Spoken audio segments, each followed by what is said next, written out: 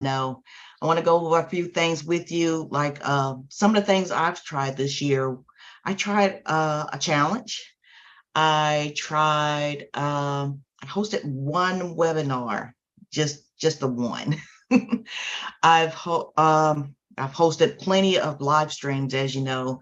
Tuesdays, Erica Basement One Stream Live. Thursdays, Talk Virtual, and Fridays, the Virtual Summonteers Mastermind Group. First Friday of the month is the Virtual Summonteers Mastermind Masterclass. So I've tried the masterclass. I love that one. Wasn't sure about that webinar, but you know what? I am going to try 4 more next year. So we're going to go over some trends, and we're going to find out what's good that happened during 2022 and what's going to be good in 2023. So let me get my list here, and I am going to go over a few things like what did we see in 2022. So did you know that virtual events is like, well, it's on its way to be $1 trillion business? I'm thinking there's room for everybody. So if you hadn't got in on that, yeah, you should definitely do that. So some of the trends, the top 10 virtual event trends that we've seen in 2022. Virtual events secure their spots. Yeah, with the pandemic, not that it's over, it'd be great if it was, but you know, since everybody was locked down, you couldn't get out, everybody was on their desktop, their laptop, their phones, whatever. Everybody had something to do online, and now everybody's out and about again. It's like, so you really got to have a great topic, great title, great speakers. You yourself must be great if you're all by yourself. So yeah, I'm reading a list here, and I'm trying to click it to make sure I got it. It's from LAX, and it's saying that it's possible for everybody to have an event. Yeah, if you want to have an event, there's nothing really stopping you. I mean, there's Facebook, LinkedIn, YouTube, Twitter, Twitch, DLive, Trivia, all the places that I live stream to, I can host an event there. So, and all of those places are free. It's just that if you need help, you know, pick me. I'm available to help you.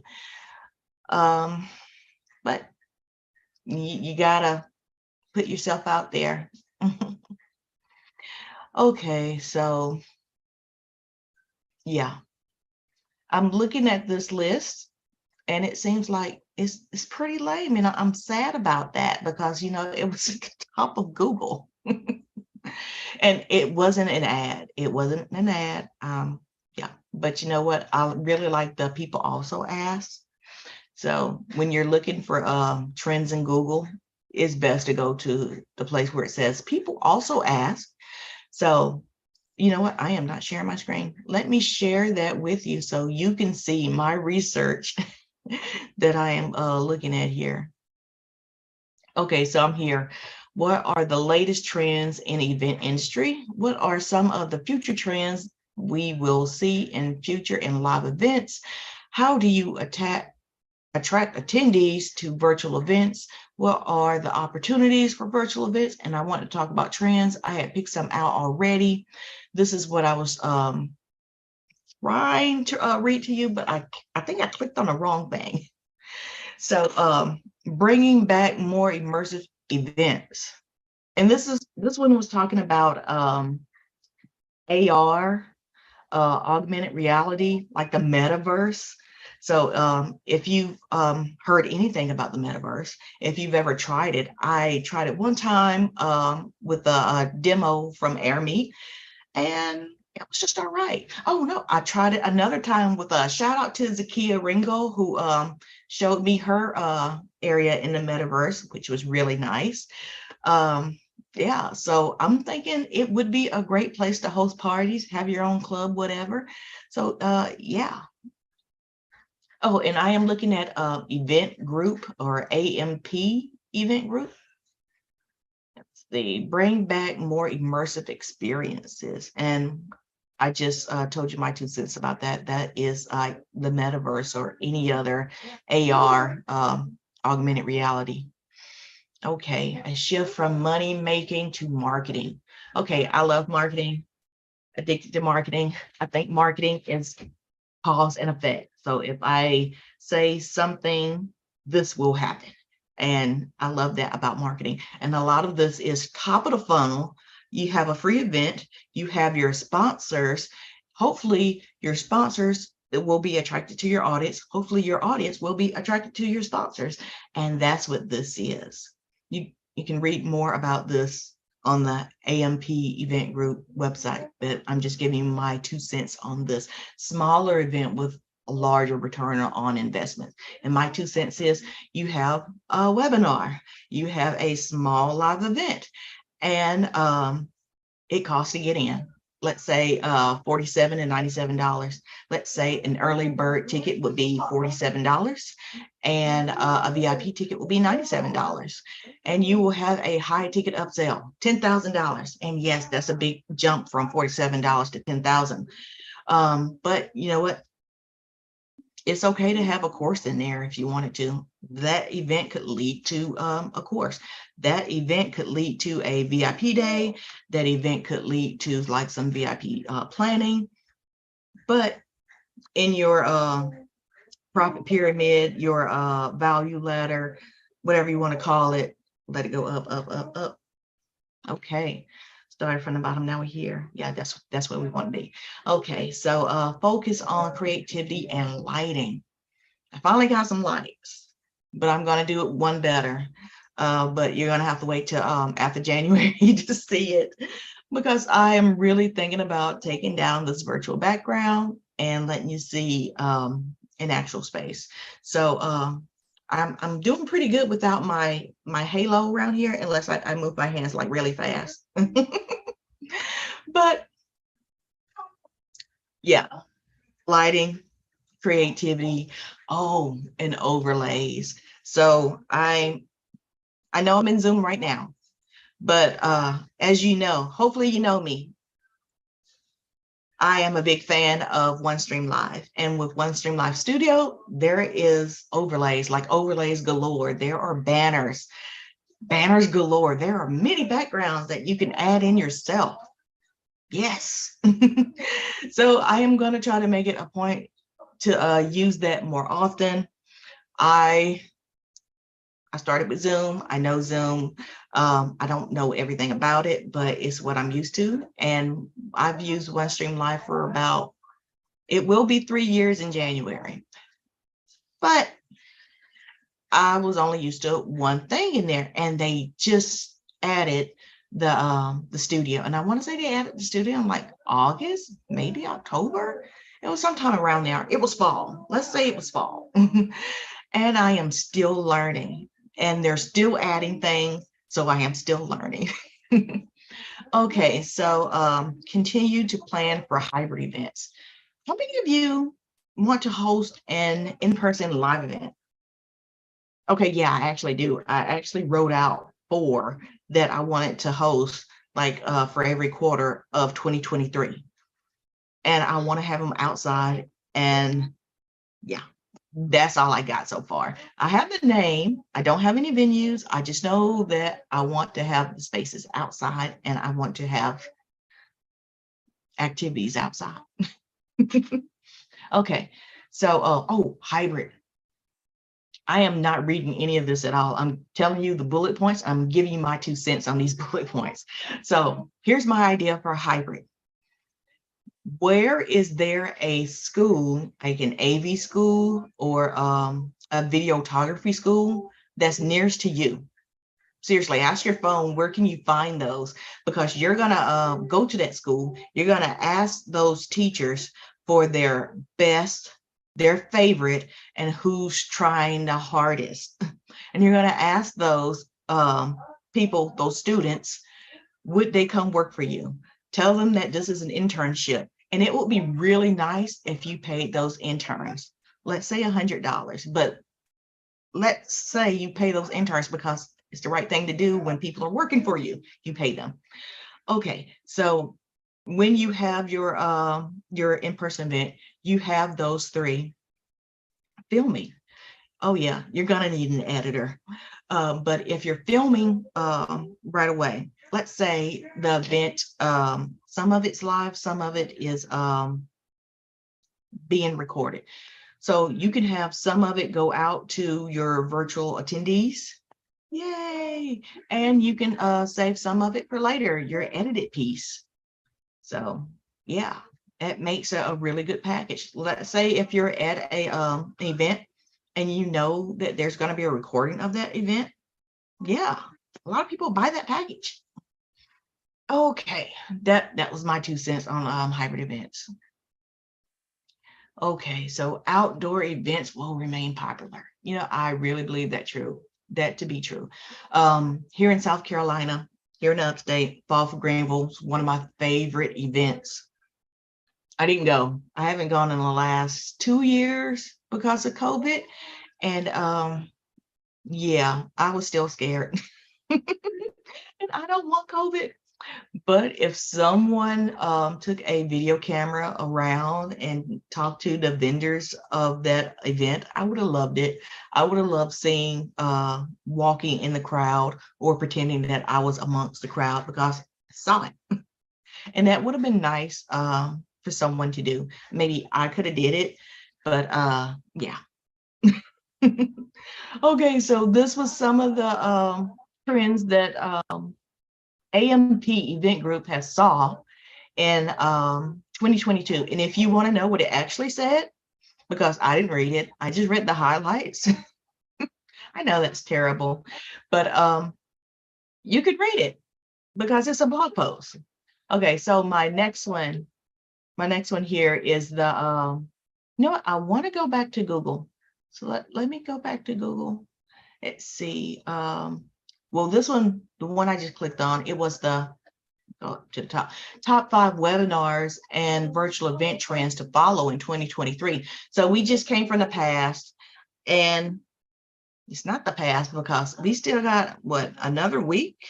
Let's see, today's the 22nd and December doesn't end till the 31st.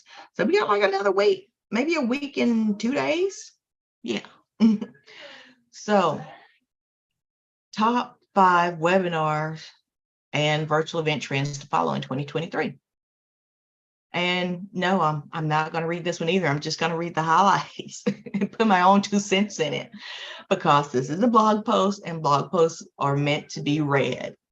So a shift towards more interactive conversations. And you know what I like for interactive conversations? I like the Zoom breakout rooms. I love Air Meets Lounge. Yeah. And if you're hosting an event and you're turning a chat off, I want to say shame on you because nobody should ever do that. The chat in itself is its own event, and you can use that for later, especially advertising your next event. And if people are putting their questions in there about your high ticket upsell offer, you should be reading the chat and bringing it up while you're live. Yes. Okay. Creating a more intimate online experience. Do you like small groups? Yeah, I do. Do you like small groups where like-minded people come together and talk about a subject? Yeah, I do. You should host a mastermind because I totally do. And that's what we do. We keep it small so we can hear each other's voices and help each other. So yeah. Okay. Yeah, for real. You should really consider hosting a mastermind because masterminds are great. Okay, reading English, incorporating serialized content into virtual events. So let's go back to Google, and we're looking at people also asked, and these questions are: what are the latest trends in virtual event industry? What are some of the future trends we will see in virtual virtual and live events. How do you attract attendees to a virtual event? What are the opportunities of virtual events? So you got 1, 2, 3, 4. You got 4 webinars right here, or you got 4 live streams right here. And if you click these arrows, they're going to give you more. So even though we're in this blog post right now, each of these, and it's 5 of them, they're their own topics. You can host a live stream, an event around all of these. So if I want to host an event about creating a series of content for virtual events, I'm going to call Jimmy Newsom. I'm going to call Liz Caruso. I am going to call, what's her name? Anna, Andrea, I want to say Martinez, but I am not sure of your last name. I'm sorry, but she is great for making a series of content, especially around chatbots. Let's see, Sabrina Tika, she's great for series. Patrick Jackman of the Jackman Group, he is great for series also. So yes. Oh, El Kersey had hosted a 6 Summit series just on pain relief. So yeah.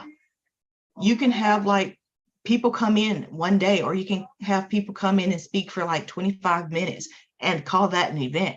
So yeah. So either pick one of these or take, let's say you did pick one of these. You highlight it, copy it, open another box in Google,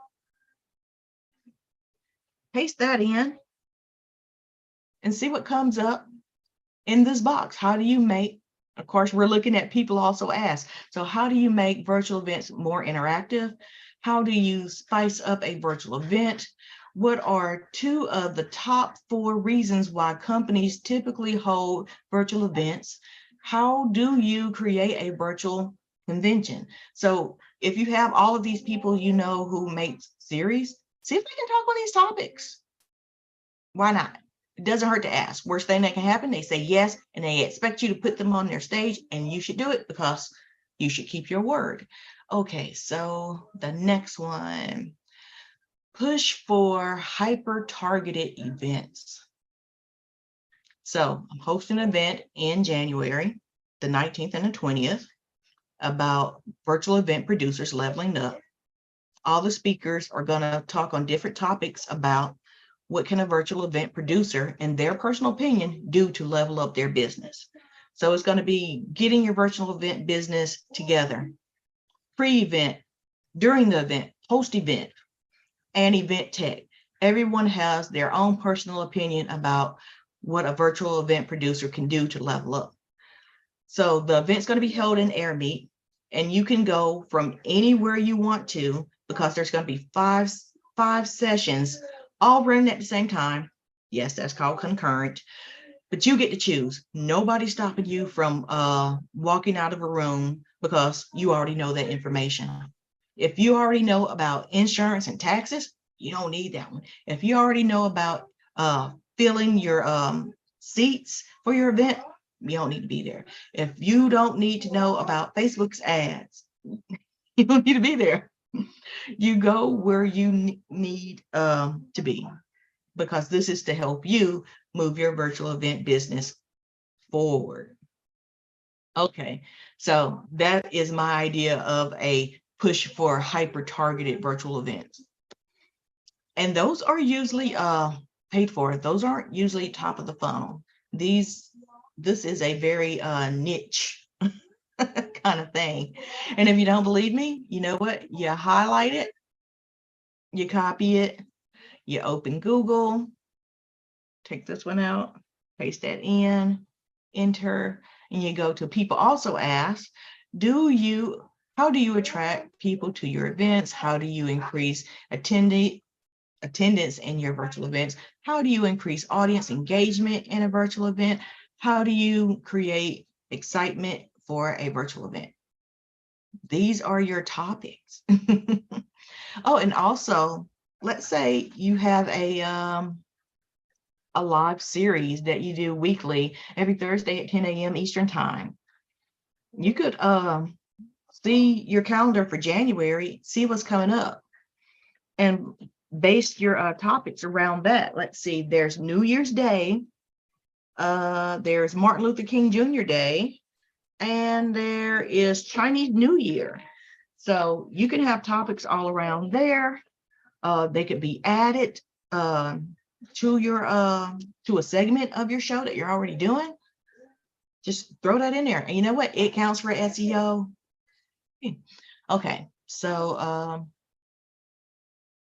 bringing sales into the experience. I've already said you should have a high ticket upsell. And I've already said that that niche event that you're hosting is most likely not a free event. So, and if you insist, if you must insist that your event is free because you like that top of the funnel kind of thing, and you think that free is going to bring more people in, yeah, don't.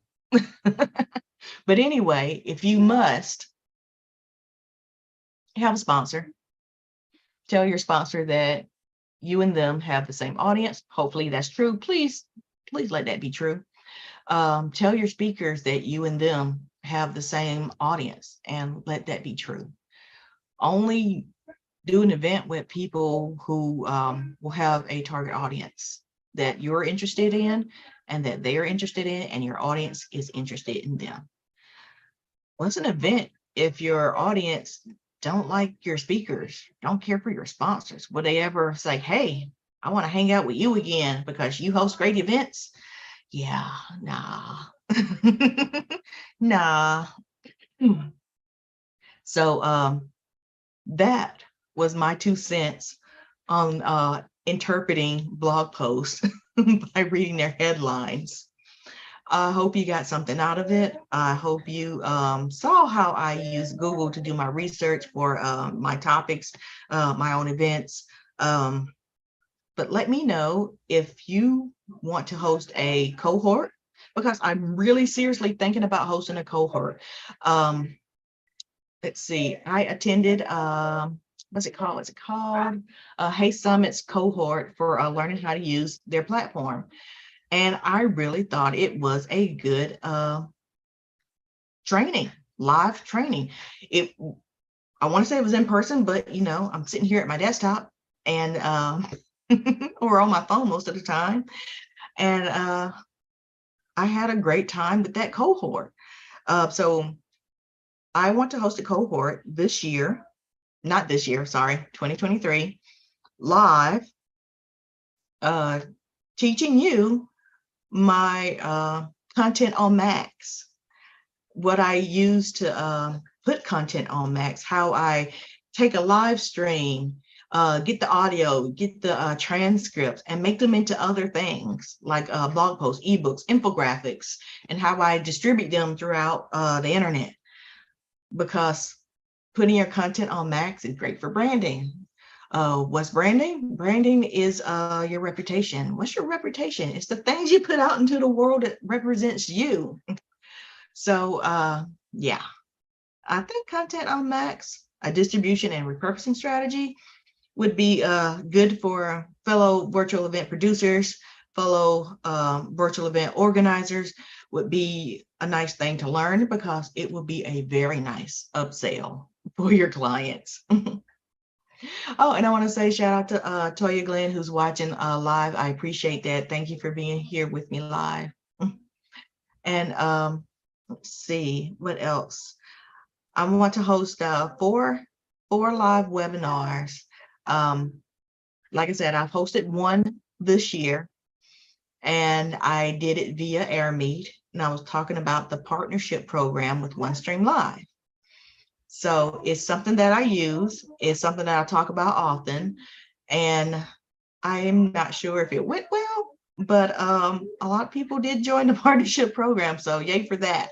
And I hope I had something to do with it. So those are 2 events that I want to host. Besides, I'm sorry, that's 3 events that I want to host.